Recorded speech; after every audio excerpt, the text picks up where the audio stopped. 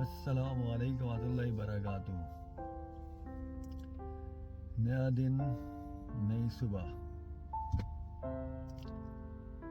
اور کچھ لوگوں کا خیال ہے کہ دیکھیں زندگی کے اندر جو چیزیں مفت مل جاتی ہیں نا، آپ کو قدر نہیں ہوتی انسان کی۔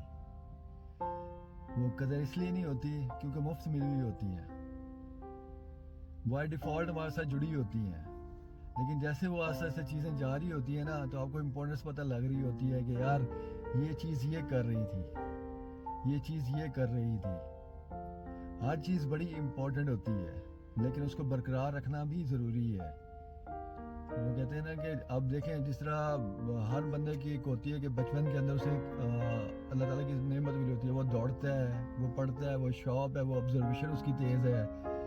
یہ ساری چیزیں ایک آپ کو یعنی کہ خدا داد صلاحیت جسے کہتے ہیں، آپ یہ اللہ تعالیٰ کی طرف سے بائی ڈیفالٹ گیون ہوتی ہے۔ کچھ لوگ ہوتے ہیں کہ جو کہ اس کو اپنے ساتھ ایز اے آخر تک اس کو لے کے چلتے ہیں، اور کچھ لوگ ہوتے ہیں کہ ڈی ٹریک ہو جاتے ہیں، یعنی کہ ان چیزوں کو چھوڑتے ہیں جو اللہ تعالیٰ کی طرف سے ان کی نعمتیں ہوتی تھیں، اور وہ دوسری چیزوں کے پیچھے لگ جاتے ہیں۔ اصل چیز یہ ہے کہ آپ ان چیزوں کو بھی ساتھ لے کر چلیں، اور ساتھ دوسری چیزوں کو بھی اپنے ساتھ ان کے ساتھ جوڑیں، اور پھر آگے چلتے چلیں۔ اصل چیز یہ ہے۔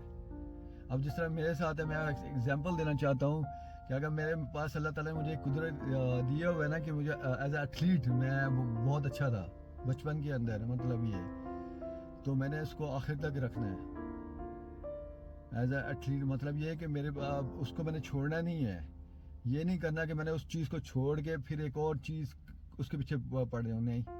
اس چیز کو بھی آپ نے لینا ہے جو کہ آپ کی بچپن کی آپ کے پاس چیزیں صلاحیتیں اللہ تعالیٰ نے دی ہوئی تھیں، اور اس کو بھی لیتے ہوئے، اور ساتھ دوسری چیزیں جو کہ آپ کے ساتھ آہستہ آہستہ وقت کے ساتھ آپ سکھاتے ہیں، تو وہ چیزیں آپ لیتے ہیں، اور وہ پھر آپ اس کو ساتھ چلتے چلے جائیں۔ تو اصل یہ چیز ہے ہائیکنگ۔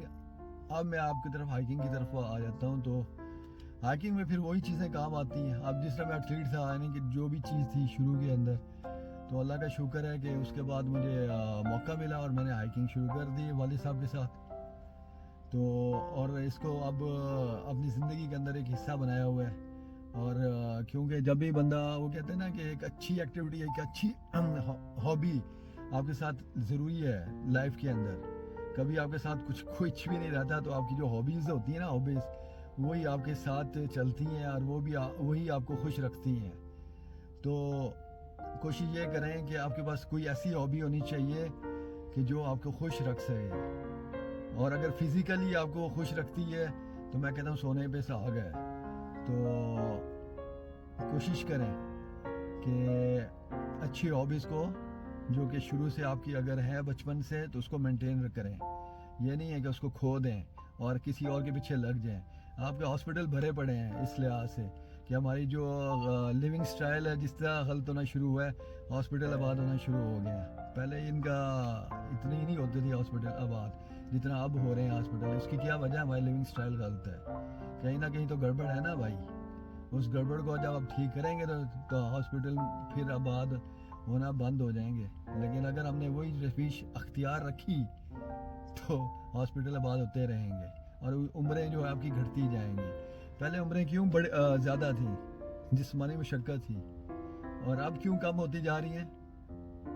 مشقت ہماری کم ہوتی جا رہی ہے، ذہنی یعنی جسمانی مشقت ہماری کم ہوتی جا رہی ہے، تو نتیجہ تو یہی ہونا ہے۔ تو اس کے اوپر آپ کائنڈلی اگر آپ کسی کو شورٹی نہیں ہے نا اس کے اوپر، تو اس کے اوپر تھیسس کر لے کہ آج کل ہاسپٹل کیوں زیادہ آباد ہوتے جا رہے ہیں، تو پتہ لگ جائے گا کہ ہماری لیونگ سٹائل غلط ہے، جس میں جسمانی مشقت ایک بڑا امپورٹنٹ فیکٹر ہے جو کہ ہم اپنی زندگی میں اس کو نہیں کر رہے۔ شکریہ آج۔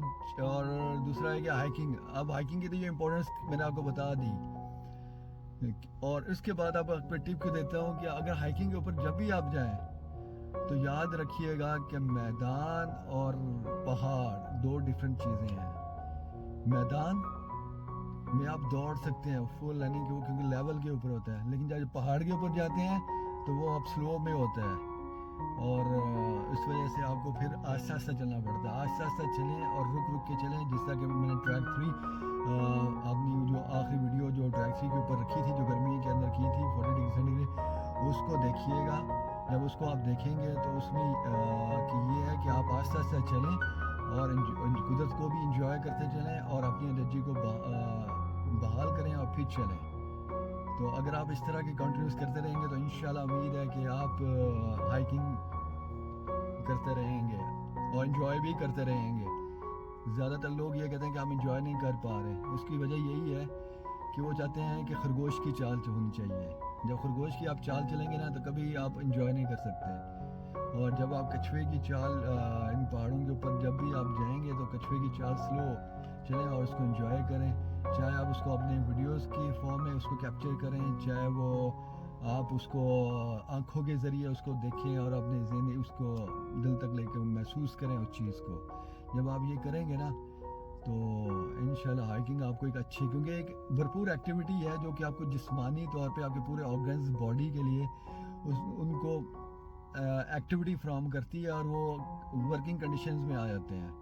اگر نارمل لائف, کیونکہ وہاں پہ آپ کو ہر آرگنز کے لیے نا ہائیکنگ جب آپ کر رہے ہوتے ہیں نا تو آپ کا پارٹس جو جتنے بھی ہوتے ہیں نا وہ ویلے نہیں رہتے, وہ ایکٹیو ہو جاتے ہیں اور وہ پھر اپنا کام شروع کر دیتے ہیں. اس وجہ سے میں کہہ رہا ہوں کہ ہائیکنگ بڑی امپورٹنٹ ہے. ایک سوئمنگ ہے اور ایک ہائیکنگ ہے, کوئی ایک اس میں سے اڈاپٹ کر لیں تو انشاءاللہ بہت بہتر رہے گا. تو میرے چینل کے ساتھ جڑے رہیے گا اور اسی طرح آپ کو میں جسمانی مشقت اور ہائیکنگ کے متعلق بتاتا رہوں گا اور میں بھی آپ کے لیے ہیلپ ہو, کیونکہ جو چیز میں نے ریلائز کی ہے تو ڈیفینیٹلی میرا کام بنتا ہے کہ میں لوگوں تک بھی وہ چیز پہنچاؤں. اور امید ہے کہ انشاءاللہ لوگ اس سے استفادہ کریں گے. اور اگر مزید میرے ویڈیو دیکھنا چاہ رہے ہیں تو مجھے میرے چینل کو سبسکرائب کیجیے گا, اس کو دیکھیے گا تاکہ ویڈیوز آپ تک پہنچتی رہے اور کھلتے رہے. اللہ اکبر.